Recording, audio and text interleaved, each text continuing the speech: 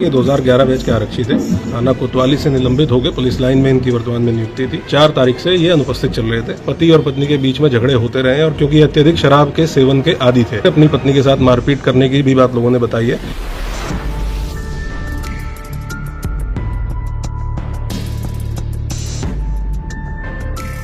उत्तर प्रदेश के जिला बरेली से एक हैरान करने वाली घटना सामने आई है, जहां किराए के मकान पर रह रहे सिपाही मुकेश त्यागी की लाश कमरे में खून से लथपथ मिली है और सिर पे चोट के गंभीर निशान भी हैं। जहां जानकारी के अनुसार 2011 बैच के मुकेश त्यागी, जो कि यूपी पुलिस में सिपाही हैं, वह बरेली में ड्यूटी कर रहे थे और अब किराए के मकान पर अपनी बेटी और अपनी पत्नी के साथ रह रहे थे। 4 दिन से वह ड्यूटी पे नहीं जा रहे थे। जब किराएदार जब देखता है कमरे में से किसी की हलचल की भी आवाज नहीं आ रही है, तो वह पुलिस को सूचना देता है। जब दरवाजा तोड़ के देखा जाता है तो उसमें खून से लथपथ मुकेश त्यागी की लाश मिली।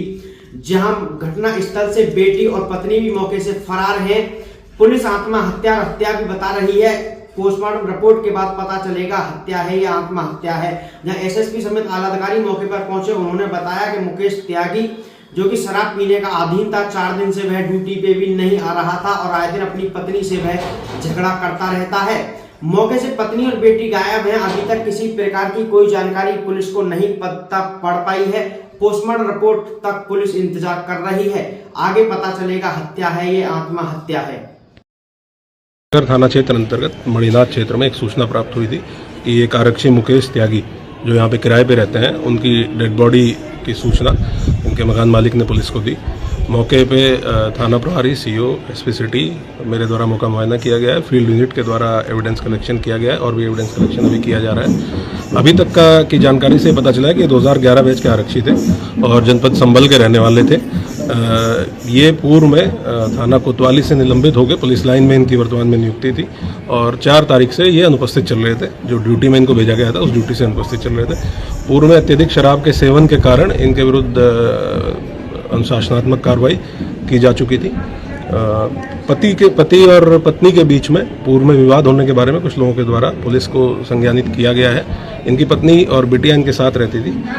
आज वो घर पे नहीं है, मौजूद नहीं है। उनका मोबाइल नंबर से उनसे संपर्क करने का प्रयास किया गया, लेकिन मोबाइल नंबर उनके दोनों के द्वारा ही दोनों को फ़ोन मिलाया गया, रिसीव नहीं किया गया है। एक सिंगल हेड इंजरी इनको है।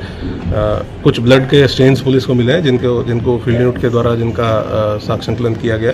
तो सभी पहलुओं की जांच करते हुए किन परिस्थितियों में यह घटना हुई है और इनके परिजनों को भी संपर्क किया जा रहा है, सूचित किया जा रहा है। अच्छे तरीके से एविडेंस कलेक्शन करते हुए जो भी तहरीर प्राप्त होगी उस पर कार्रवाई करते हुए शीघ्र ही घटना का निवारण सुनिश्चित किया। प्रथम दृष्टया क्या लग रहा है कि ये हत्या है? जो आसपास के लोगों ने बताया कि पूर्व में इनके पति और पत्नी के बीच में झगड़े होते रहे और क्योंकि अत्यधिक शराब के सेवन के आदी थे और उस वजह से अपनी पत्नी के साथ मारपीट करने की भी बात लोगों ने बताई है। तो ये एक संभावना है कि कुछ इस तरह की घटना हुई हो, जिसमें मारपीट, जो घटनास्थल को देख के ऐसा प्रतीत हो रहा है कि पहले कोई आपस में मारपीट की घटना हुई है, जिसमें किसी ऑब्जेक्ट से इंजरी कारित नहीं की गई है। वो सिर्फ दीवार में लगने से या एक एज है जहाँ पे ब्लड के स्टेन्स मिले हैं। टाइल का एक एज है जिसपे ब्लड के स्टेन्स मिले हैं और जो घाव का साइज है वही साइज उस टाइल पे जो ब्लड स्टेन मिले उसका भी है। तो ऐसा लग रहा है कि धक्का मुक्की में हो सकता है कि उस टाइल के एज पे जाके इनका सिर लगा हो और उस वजह से वो इंजरी आई हो।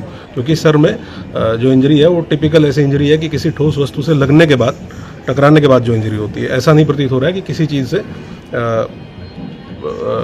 हिट किया गया हो या किसी चीज़ से मारा गया हो।